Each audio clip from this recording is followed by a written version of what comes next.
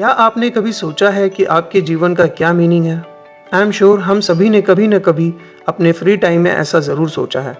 लेकिन जब आपको ये भी ना पता हो कि आप आज का दिन भी जी पाओगे या नहीं, कल की सुबह तक ज़िंदा रहोगे या नहीं, तो क्या आप अपने जीवन जीने के मतलब के बारे में सोचेंगे?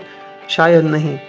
लेकिन विक्टर फ्रैंकल ने ना सिर्फ अपने जीवन के अर्थ के बारे में सोचा, बल्कि उसी मीनिंग के सहारे अपने जीवन के सबसे कठिन पलों को भी जिया।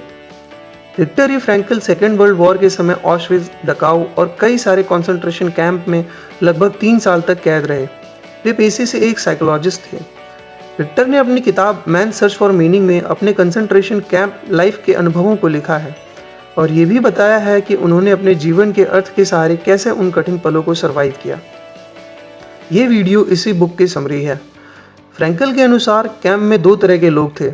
एक वो जो सोचते थे कि अब सब कुछ खत्म हो गया है। ये स्टेज एक कैदी के अंदर के इंसान और उसकी भावनाओं को मार देती है। और दूसरे वो लोग जो इतना सब खराब होने पर भी इन सभी परिस्थितियों में अपना एटीट्यूड पॉजिटिव रखने का प्रयास करते हैं और अपने जीवन के अर्थ को खोजते हैं। फ्रैंकल ऑब्जर्व करते हैं कि जो कैदी ये मान लिया रहता है कि अब उसकी ज़िंदगी में कुछ नहीं बचा है, ज़िंदगी का मतलब ख़त्म हो गया है, उसके मरने के चांसेस बहुत ज़्यादा होते थे। दूसरी तरफ जिनके लिए अभी भी जीवन का मतलब था, वो उस मीनिंग के लिए हर प्रकार के टॉर्चर को भी सर्वाइव कर गए। फ्रैंकल फेमस फिलोसोफर नीत्शे को कोट करते हुए कहते हैं, जिसके पास जीने का कारण है वो जिंदगी में किसी भी समस्या का सामना कर सकता है। कैंप लाइफ में भी जिस कैदी के पास जीने का कोई ना कोई रीज़न था, उसके जीने के चांसेस ज़्यादा थे। फ्रैंकल आगे बताते हैं, सभी के जीवन का अलग अलग मतलब होता है, जिसे मेनली 3 तरह से ढूंढा जा सकता है। पहला तरीका है थ्रू लव। फ्रैंकल के अनुसार love is the ultimate and highest goal which a man can aspire. Frankl ने बताया है कि होलोकॉस्ट सर्वाइवर में ज़्यादातर लोग ऐसे थे जो अपनी फैमिली, वाइफ, बच्चों से मिलने, उनके साथ टाइम बिताने की उम्मीद को लेकर जिंदा थे। फ्रैंकल खुद अपनी वाइफ की फ़ोटो को याद करके अपने कठिन समय को पास किया करते थे और कैंप लाइफ के बाद अपनी वाइफ से मिलने को विजुअलाइज करते थे। दूसरा तरीका है थ्रू वर्क।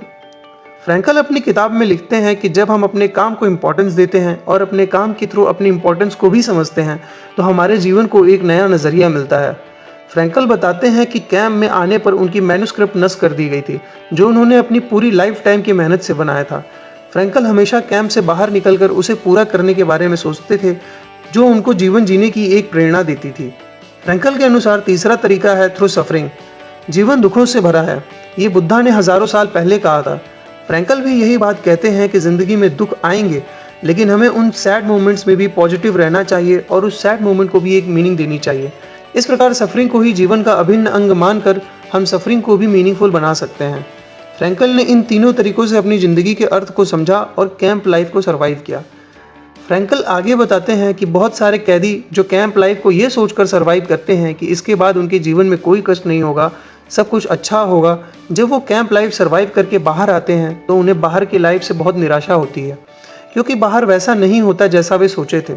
उन्हें बाहर आकर पता चलता है कि जीवन में कष्ट कभी ख़त्म नहीं होते, बल्कि नए नए तरह के प्रॉब्लम आते ही रहते हैं और ये हमारा काम है कि हम उन सभी प्रॉब्लम्स में जीवन के नए नए अर्थों को खोजें, जैसा कि विक्टर ई फ्रैंकल ने किया। सो आप भी जीवन के जिस भी स्टेज में हो, आप जो भी कर रहे हो, अपने वाई का पता करो, देन उसको पूरी जद्दोजहद से परस्यू करो। जो भी प्रॉब्लम आ रही है उसे मीनिंगफुल तरीके से टैकल करो। Set goals in life, big and small, and pursue them diligently because these goals are what makes life worth living. ये वीडियो विक्टर ई फ्रैंकल की book man search for meaning की summary है। आप अगर ये बुक पढ़ना चाहते हैं तो लिंक डिस्क्रिप्शन में मिल जाएगा।